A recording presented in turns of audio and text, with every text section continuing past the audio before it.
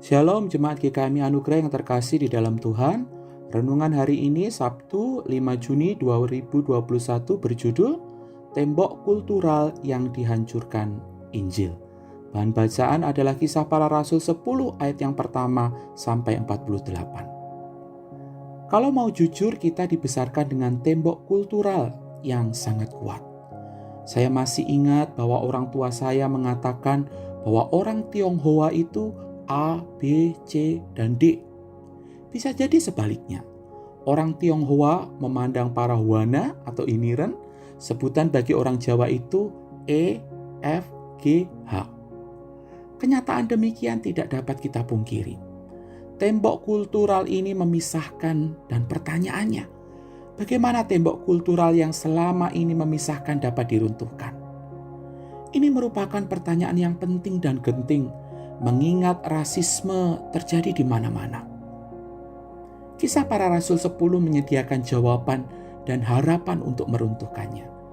Harapan kita terletak pada Allah dan Injilnya.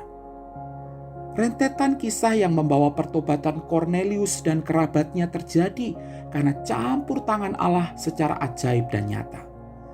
Tanpa inisiatif dan intervensi Allah, kita sulit membayangkan bagaimana pertobatan bisa terjadi pada keluarga Kornelius melalui kedatangan dan khotbah Petrus di rumah mereka. Allah adalah aktor utama. Allah yang mengambil inisiatif untuk menemui Kornelius dan Petrus secara terpisah. Jika tanpa pimpinan ilahi yang spesifik, Kornelius tidak akan berani mengundang Petrus ke rumahnya. Hal yang sama juga berlaku pada Petrus. Jika dia tidak mendapatkan penglihatan, dia tidak akan berani mengiyakan undangan Kornelius. Bahkan ketika Petrus masih bingung dengan arti penglihatan tersebut, kedatangan utusan Kornelius pada saat yang tepat dan perintah Allah secara langsung padanya menjadi penjelasan yang menyirnakan kebingungan itu. Ayat 17-20. Dia sendiri secara terbuka mengatakan, "Tetapi Allah menunjukkan kepadaku bahwa aku tidak boleh menyebut orang najis atau tidak tahir." Ayat 28b. Intervensi ilahi makin kentara lagi di akhir khotbah Petrus. Ayat 44 memberikan penjelasan, ketika Petrus sedang berkata demikian, turunlah Roh Kudus ke atas semua orang yang mendengarkan pemberitaan itu. Cara penerimaan Roh Kudus di sini sedikit berbeda dengan yang terjadi pada penduduk Samaria. Di sana Petrus dan Yohanes perlu mendoakan dan menumpangkan tangan atas mereka. Pasal 8 ayat 15-17 sebagai pembanding. Dalam kasus Kornelius, Petrus hanya berkhotbah saja. Dia bahkan belum menyelesaikan khotbahnya atau sempat berbicara tentang janji pemberian Roh Kudus kepada orang-orang yang percaya. Turunnya Roh Kudus atas Kornelius dan kerabatnya terjadi begitu saja. Allah lah yang mengambil inisiatif dan kendali. Keruntuhan tembok kultural akan terjadi karena pemberitaan Injil yang utuh. Khotbah Petrus syarat dengan elemen-elemen Injil. Dia berbicara tentang firman yang memberikan damai sejahtera oleh Yesus Kristus, ayat 36.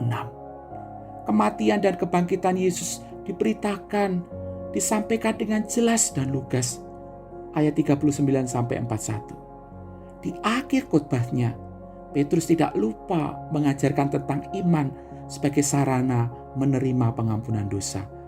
Ayat 43. Barang siapa percaya padanya, ia akan mendapatkan pengampunan dosa oleh karena namanya. Apa makna firman Tuhan ini bagi kita hari ini? Mempercayakan diri kepada Kristus berarti memberi diri untuk diperdamaikan dengan sesama dari berbagai latar belakang yang berbeda.